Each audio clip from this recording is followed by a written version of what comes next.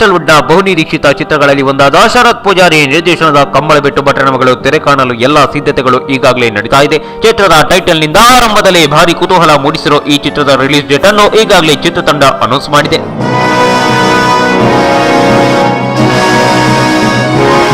February 22ರಂದು Tulunadu ಹಾಗೂ ಕೊಡಗಿನಲ್ಲಿ ಏಕಕಾಲಕ್ಕೆ ತೆರೆ ಕಾಣಲಿರುವ ಕಂಬಳಬೆಟ್ಟು ಬಟ್ರನ ಮಗಳು ದ್ವಿತೀಯ ಹಂತದಲ್ಲಿ ದುಬೈ, ಬಹ್ರೇನ್ ಹಾಗೂ ಕತಾರ್ನಲ್ಲಿ ತೆರೆ ಕಾಣಲಿದೆ. ಇನ್ನು ತೃತೀಯ ಹಂತದಲ್ಲಿ ಮುಂಬೈ, ಪುಣೆ ಸೇರಿದಂತೆ ಇನ್ನಿತರ ಕಡೆಗಳಲ್ಲಿ ಚಿತ್ರವನ್ನು ಬಿಡುಗಡೆ ಮಾಡಲು ಚಿತ್ರತಂಡ ಸಿದ್ಧತೆ ನಡೆಸಿದ್ದಾರೆ.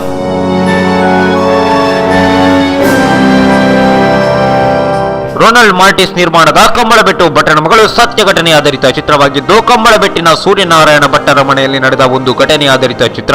ಐಶ್ವರ್ಯ ಆಚಾರ್ಯ ಮುಖ್ಯ ಭೂಮಿಕೆಯಲ್ಲಿ ಕಾಣಿಸಲಿರೋ ಚಿತ್ರ ಇದಾಗಿದ್ದು, ಮಹಿಳಾ ಪ್ರಧಾನ ಕಥಾಹಂದರವನ್ನು ಹೊಂದಿದೆ. ಇನ್ನು ಈ ಚಿತ್ರದ ಕಥಾಹಂದರವೇನು, ಭಟ್ರನ ಮಗಳ ಮಹತ್ವವೇನು, ಆಕೆ ಏನಾಗಿದ್ಲು ಎಂಬಿತ್ಯಾದಿ ವಿಚಾರವನ್ನು ಚಿತ್ರತಂಡ ಇನ್ನೂ ಬಿಟ್ಟುಕೊಟ್ಟಿಲ್ಲ. ಹೀಗಾಗಿ ಭಾರಿ ಕುತೂಹಲ ಮೂಡಿಸಿರೋ ಈ ಚಿತ್ರದ ಅನೇಕ ರಹಸ್ಯಗಳಿಗೆ ಚಿತ್ರಮಂದಿರದಲ್ಲೇ ಉತ್ತರ ಸಿಗಲಿದೆ.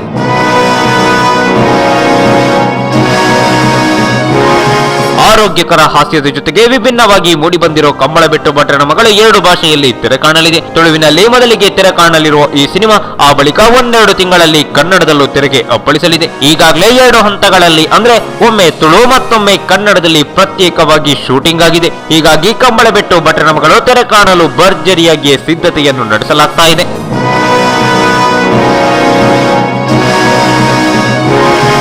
ಈ ಮಾಹಿತಿ ನಿಮಗೆ ಇಷ್ಟ ಆದರೆ ಕೋಸ್ಟಲ್ ಕನ್ನಡ ಪೇಜ್ಗೆ ವಿಸಿಟ್ ಮಾಡಿ, ಸಬ್ಸ್ಕ್ರೈಬ್ ಬಟನ್ಗೆ ಕ್ಲಿಕ್ ಮಾಡಿ.